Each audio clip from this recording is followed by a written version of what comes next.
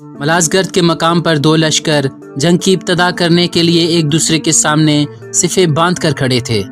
ایک لشکر قسطنطنیہ کے رومیوں کا تھا، جن کی تعداد تقریباً 6 لاکھ تھی، اور رومیوں کا بادشاہ رومانوس ڈیوجانس بھی اس میں شامل تھا۔ اور رومیوں کے لشکر میں اس وقت لشکریوں کا حوصلہ بڑھانے کے لیے بڑے بڑے دفیں اور طبل بجائے جا رہے تھے۔ دوسری طرف مسلمانوں کا لشکر تھا، جن کی تعداد 15 سے 20 ہزار کے قریب تھی۔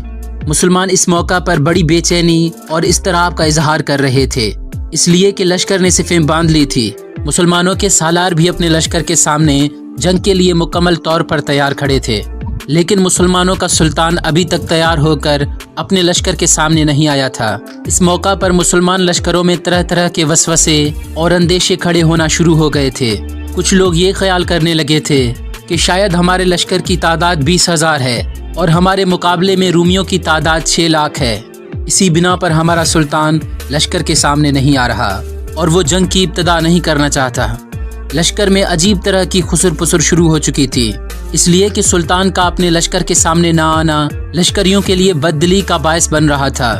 مسلمانوں کے لشکر کے سامنے جو سالار کھڑے تھے وہ بھی عجیب طرح سے کبھی سامنے دشمن کی طرف دیکھتے اور کبھی پشت پر پڑاؤ کی طرف ان کی نظریں جم جاتی، کیونکہ وہ بڑی بے چینی سے اپنے سلطان کا انتظار کر رہے تھے۔ پھر اچانک مسلمانوں کے لشکر میں ایک ہلچل ہوئی، خوشی اور اطمینان کی لہر کھڑی ہوئی، اس لیے کہ ان کا سلطان اپنے گھوڑے پر سوار اسے دوڑاتا ہوا اپنے لشکر کے اگلے حصے میں آ چکا تھا۔ جب مسلمان سپاہیوں اور سالاروں نے اپنے سلطان کو دیکھا تو لشکر میں عجیب سی کیفیت طاری ہو گئی۔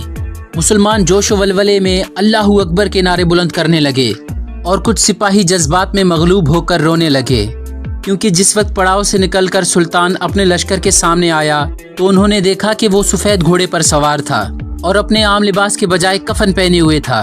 مسلمان اپنے سلطان کو دیکھ کر بہت خوش ہو رہے تھے اور بار بار اپنی چمکتی ہوئی تلوار فضا میں بلند کر کے اللہ اکبر کے نعرے لگا رہے تھے۔ سلطان کا کفن پہن کر میدان میں آنے کا مقصد یہ تھا کہ وہ دشمن پر ثابت کرنا چاہتا تھا کہ جنگ کے میدان میں یا تو تم نہیں یا ہم نہیں۔ اپنے سلطان کو کفن پہنے دیکھ کر مسلمانوں میں جوش و ولولہ پیدا ہوا، جو تاریخ کے اوراق میں کم لشکروں میں دیکھا گیا ہوگا۔ اس کے بعد سلطان نے جنگ کی ابتدا کا حکم دیا اور اس طرح سے ایک بڑی جنگ کا آغاز ہو گیا۔ ایک طرف 6 لاکھ رومی تھے تو دوسری طرف صرف 20 ہزار مسلمان۔ سلطان اور اس کے سپاہی بڑی بہادری سے لڑے اور دشمنوں کو واصل جہنم کرتے رہے۔